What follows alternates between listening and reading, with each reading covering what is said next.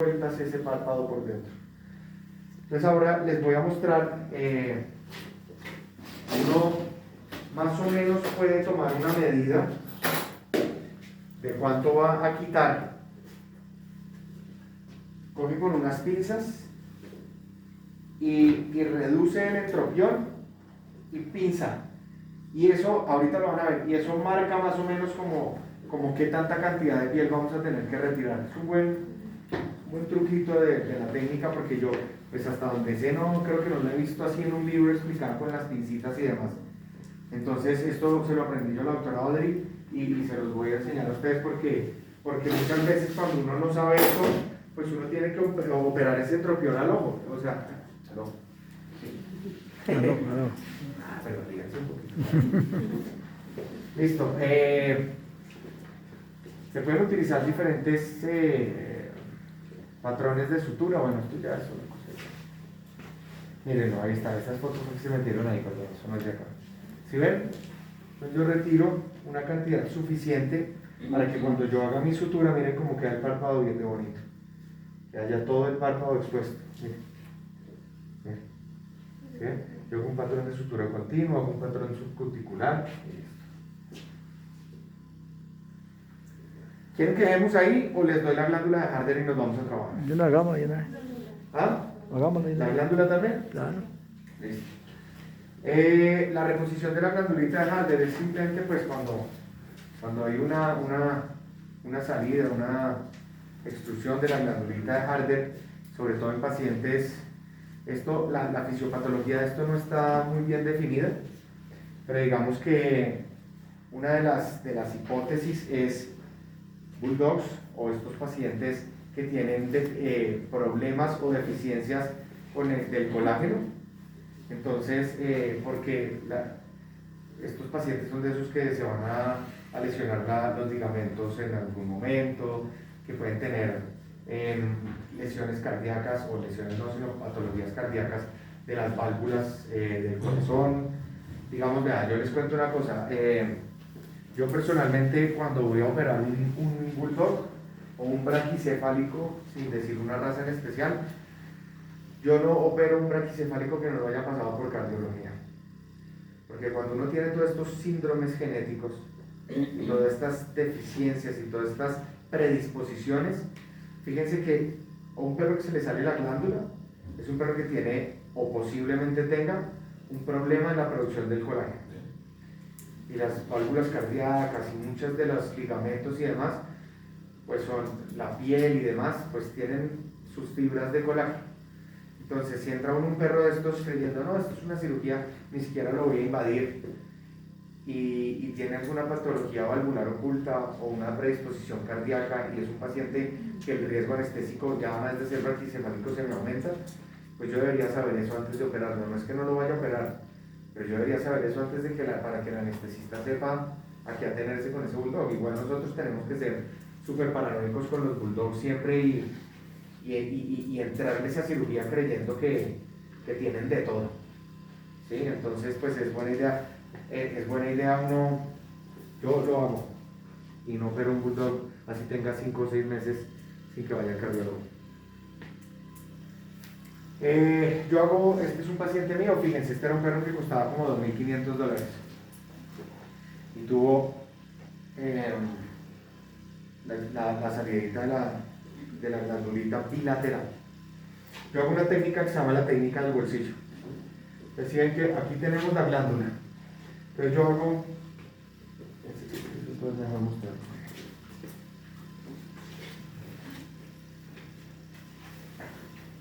esto está alojada ahí en el tercer párpado, entonces digamos que aquí tengo mi glandulita, ¿sí o no? Se ve extruida, entonces yo hago una incisión hacia alrededor de la glándula y comienzo a debridar la glandulita hasta que sale por completo. Cuando la tengo afuera, entonces ya hago la reposición de la glándula. Aquí está el tercer párpado, digamos. Eso se los voy a mostrar allá porque a veces es un poquito difícil de entender acá. Para que, como yo voy a hacer una sutura aquí de esta conjuntiva, nosotros no podemos dejar nudos de sutura por dentro porque van a rozar el ojo y vamos a causar un problema adicional. Entonces yo comienzo mi sutura aquí afuera del tercer párpado, ¿sí? Entro por traspaso después de hacer el nudo acá y me vengo acá y hago una sutura continua. Y cuando termino acá, salgo y anudo acá. Con sutura absorbible de 4-0, de 5-0. Nunca me ha tocado utilizar una 6-0.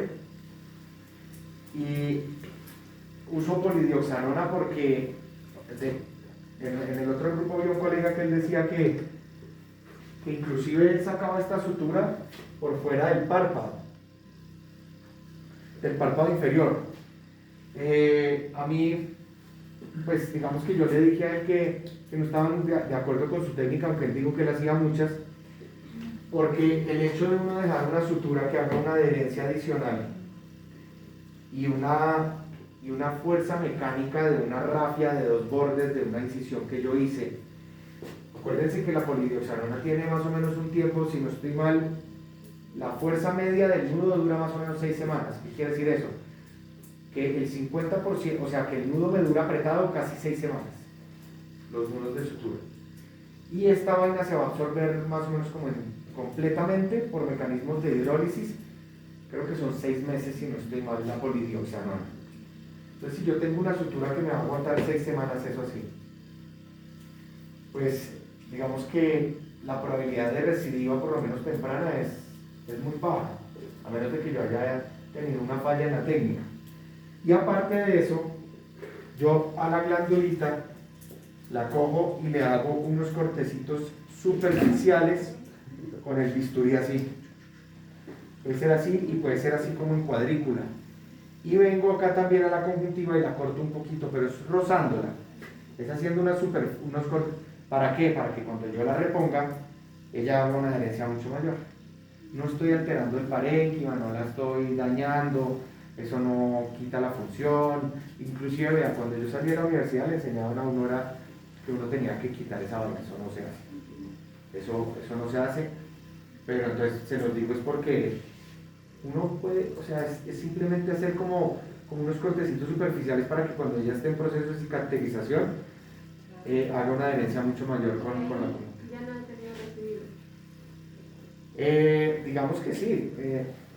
A ver, de pacientes míos que yo me acuerdo, creo que no, pero pueden haber recidivas. Entonces, ¿qué pasa cuando hay una recidiva?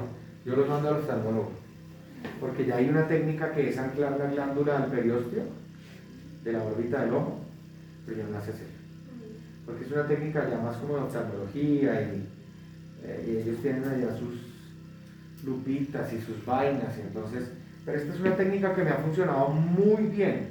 Si uno la hace con paciencia y así bien hecha, créanme que no, es que yo les prometo, yo no hago mucha cirugía de ojo, pero de hecho hartas glandulitas, porque es una cirugía sencilla que uno no deriva, y pues aquí no nos digamos mentiras, o sea, aparte de la vocación y de lo que nos gusta de cada área y demás, pues ustedes están aprendiendo también es para tener un beneficio económico de todo lo que aprenden.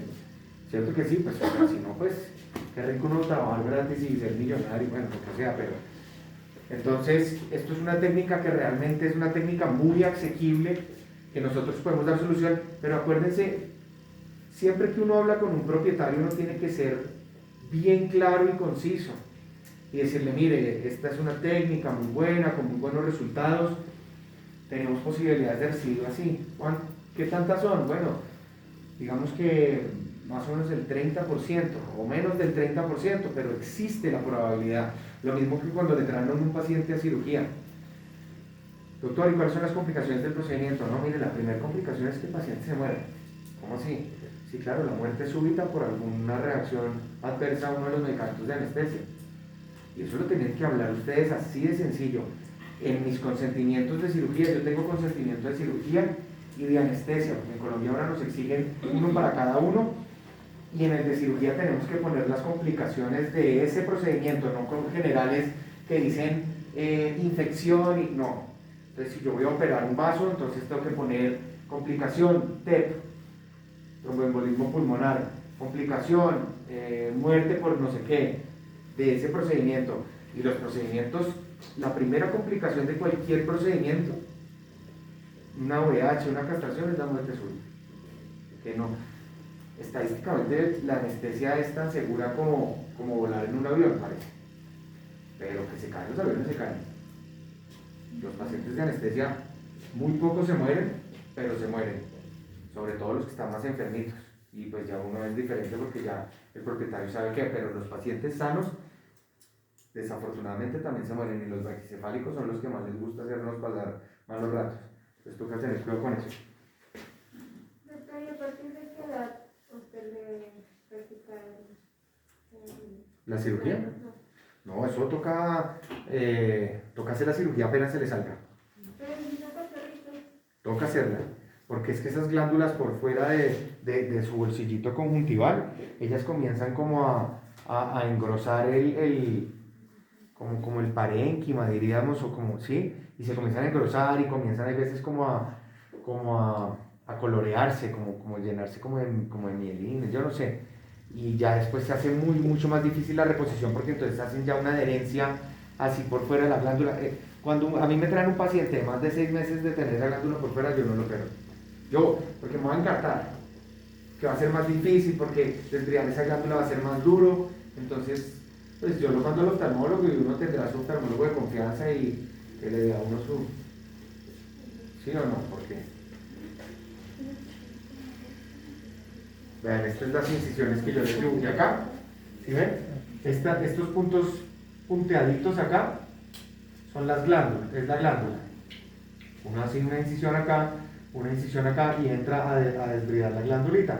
Bueno, ahora lo otro que yo hago es que cojo el tercer párpado y con 2 punticos así de sostén como les enseñé para el estomaguito eso, entonces yo la cojo y le hago 2 punticos y le pongo 2 pincitas de hemostáticas más o menos pesadas y ya con eso el parpadito me cae, no le hago mucha tracción ni nada, no necesito que alguien me lo esté, porque es que el problema de un asistente es que igual nosotros somos seres vivos, entonces el asistente en una cirugía de un campo operatorio tan chiquito, eso, por mucho que se quiera quedar quieto, eso siempre, y cualquier jaloncito ahí, entonces yo pongo, creo que tengo unas fotos de esas por ahí, sí, mire, esta cirugía es del mismo perrito pero el otro ojo.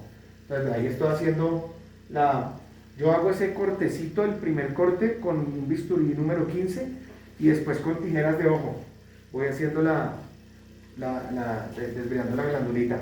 También yo me apoyo con yo tengo estos separadorcitos de ojo que son muy funcionales, digamos, para este tipo de técnicas. Entonces miren, ahí haciendo con las tijeritas ¿sí ven que son tijeritas de Castroviejo? Ahí ya la tengo, miren que ya la tengo aquí y miren las pinzas que yo les digo, ¿sí ven? Miren, para que me sostengan el párpado, vamos a ver, miren, ¿sí ven los 2 punticos acá? Entonces yo pongo esos puntos larguitos con unas pinzas hemostáticas, pueden ser unas mosquito o más grandecitas y las deja uno que cuelguen para que esas pincitas con el peso le saquen a uno un tercer párpado. ¿Listo? Mire, esto es un video, de hecho, mire.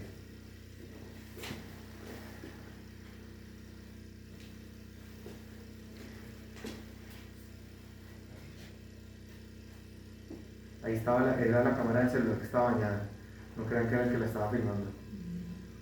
Pero miren, ¿se ve cómo se repone? Y miren. Y ahí ya se deja cerrar, ¿sí la vieron? Claro, o sea, ella está por fuera, yo tengo que hacer una incisión alrededor y tengo que quitarle las adherencias. Ya después voy a poner, espera, para que escuchen. Como que la invagina más o menos. ¿Cómo? Como que la invagina ahí. Eso. Entonces, miren, esta glándula.